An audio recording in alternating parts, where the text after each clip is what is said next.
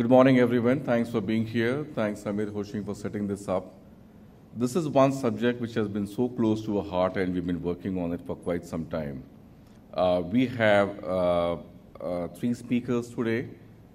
An afternoon speaker will talk about the overall Microsoft strategy on security. What I'm going to talk about is a small aspect of identity and how that's actually changing, and then giving an example as to what we have been doing out over here on that space and how it's helping the banks there. As Mr. Mahapatraj has talked about, and just following up from that, I will not spend time on this one. This is something which we all have been hearing.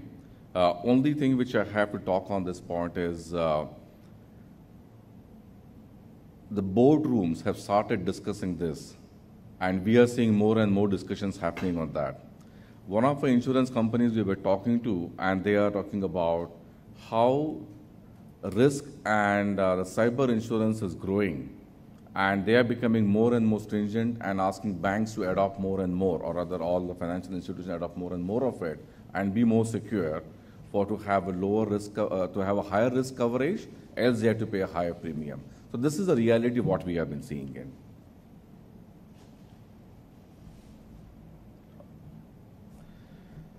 It's a very important photo. I thought let me use this photo to set up a context. This is a fort of Bambara in northern England. This is one fort which has a very unique thing in this one. This was built in the 13th century. For about 2.5 centuries, this fort was never conquered. One of the reasons was it was the strongest fort built at that moment of time, and it remained for 2.5 centuries. It was in the 15th century when the Earl of Warwick decided to do something very different, something which was not thought of earlier. He got cannons and used the granite balls to hit the walls, and the fort just gave in. So the old security, which sustained for that long, just a small new thing which somebody invented at that moment of time, and the whole fort was conquered. The point which I'm saying out over here is, this exactly is what we are seeing out over here. Traditionally, as Sir also talked about, we had everything all within our own environment. We have a restriction of who is going to access what is you going to do. But with the changing world, we are seeing that there's one thing which is moving out from the organization, and most of us are welcoming that, and that's what the users are also asking for, and that's the identity. A same person who was having access to all inside is actually we are actually giving more and more access to him, and is physically moving out there. As the person moves out, his expectations are far higher than what he was when he was accessing the system when within the premises here. As Sir had talked about the ecosystem and how the ecosystem is changing, people are accessing more and more things, and they are wanting to access more and more things. Rather, I'll say they expect them to be given more when they are outside, when they are actually on inside. This is just creating the complex situation for everyone. This is one question which I have spoken on many CISO forums. I've been talking to many CISOs, many CIOs on that: security or productivity or convenience. There is no ready answer to that one. And this is what we all have been debating. Convenience sometimes takes a larger bet and can compromise security, but just because convenience risks are low, people move ahead with that. But the key thing is, how about having a secure productivity? The reason which I'm talking about productivity and identity in my theme today is because that's what is driving the whole, your ecosystem when they're moving out and you're accessing more and more things from outside there. The reality is this: there's enough in the market. And the question again becomes more complex when you talk about secure or the security or productivity, or we have secure productivity. The key thing is, can this be made simpler in something very simple as to who is that identity whom I'm allowing to enter inside and access my data from wherever the person is, from whichever device the person is accessing the data. What kind of data he is accessing? Can I protect the data? Sir did mention about when things are getting more and more on mobile, how do we have more security on the mobile there? And again, mobile is changing. I'm not talking about a particular operating system, but across any operating system or any kind of a device coming in there. And how fast can we detect and remediate this whole thing? I have a quick, small survey for you all, and you don't have to answer these questions to be top. It just can be in your mind. These are very deep questions if we just think through. Everyone has thought about these questions for quite some time.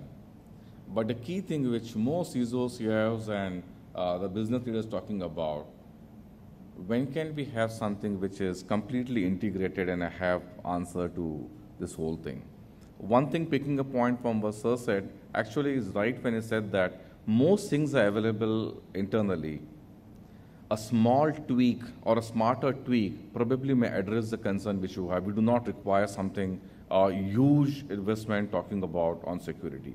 Can we do some small tweaks and some smart tweaks on that?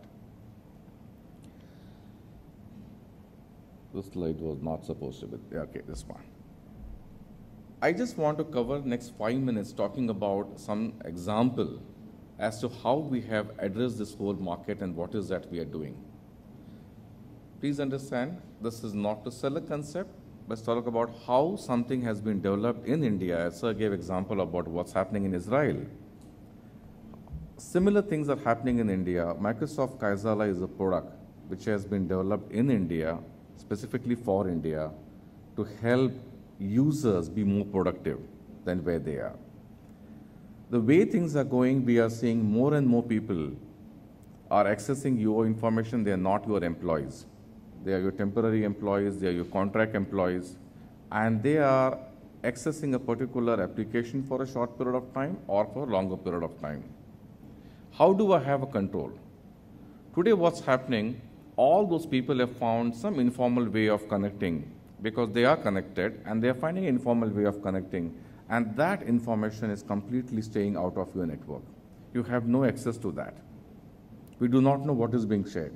With the kind of attritions with those people on contract, with those people who are there for a short period, the attrition out over there is actually hitting us hard, the whole industry hard, and we have no clue about the kind of data loss which is going through it. As Sir did talk about, even the applications which we by default just say trust, okay, okay, okay, and we install something, access to your contacts, access to your location, we have no clue about the kind of thing which is going out. Can we have something, as I said, a secure and a productive tool? And that's where this whole thing came about for Kaizala. This has been developed at Microsoft Garage out over here, and everything has been done in-house here. And the key thing to note here is purposeful chat. There are enough chats, chat software is what we see in, and that's been on for last many, many years, right from Messenger days we have been seeing different forms of chat, what we have seen in. The key is, can I have purposeful chat and use it for a business environment? Take an example of a business correspondent who's sitting in some rural village. Can he have access to something very simple, a form, which only he can have access to? And can I have, once he fills in the form, can I have him bringing the whole thing up out over here, doing the consolidation of all the data and showing centrally out to you here? That's why this whole thing came up about Kaizala. In many forums, this question has come up about why this particular name, and there's no ready answer. As I said, it was, this whole started as a garage, and some 5 people who came together, and they just started the whole thing, and maybe it was a catchy name, and the whole name continues, but that's becoming popular. It recently, we're glad to know, sir, we launched that in Philippines also. Bertrand has launched there when he was there. We launched in Philippines. Very few countries which we are launching, and we are really proud of something which has been developed in India, tested by some of the people who are sitting out over here in this audience, not yet to be named, they are not referenceable yet, tested that out and been successfully used. Fundamentally, it's talking about 3 things. How do I connect to people in a secure environment? And we are not listing with X number of people. We have a use case of millions of people being connected here. We did talk about Andhra government who have used this. That's a case study on the web also for millions of people who got connected, where we don't have a restriction on the group. So imagine the whole workforce, the field force can be out over here on a secured platform. Purposeful chat related with work management. What is the kind of work which you expect them to do?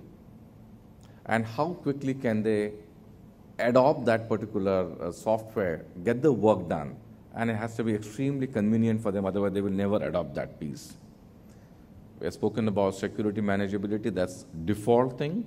This resides the whole thing on Office 365 platform and builds up from that way there. I'll just build this slide first. There's one unique thing which you see out over here, which is about these action cards. And that's what I talked about in terms of your work and purposeful chat.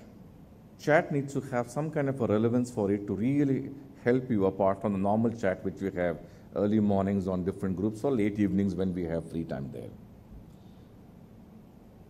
Knowing the network, the quality of network which we have, can it work? Can it transfer some work data on a very low connectivity or when you have a poor network, or even when you have a 2G, can you work on that? This is something which you work in and I talked about on the secure productive. See how the whole thing is again coming together and talk about secure productivity. Just giving some examples here. I will not rush through all of them, just pick up only one part where one of our customers within the pilot talked about work tracking and assignment.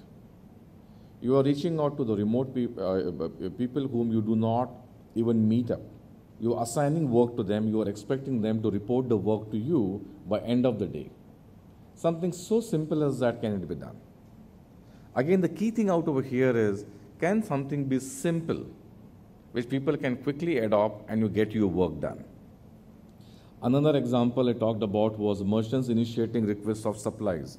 I was told that the POS machine can be down for 2 or 3 days. The person has to call up a particular number, then somebody comes up, and sometimes it happens for 2 or 3 days, the whole POS machine is down. Now that's a big loss when a machine is down for 2 or 3 days.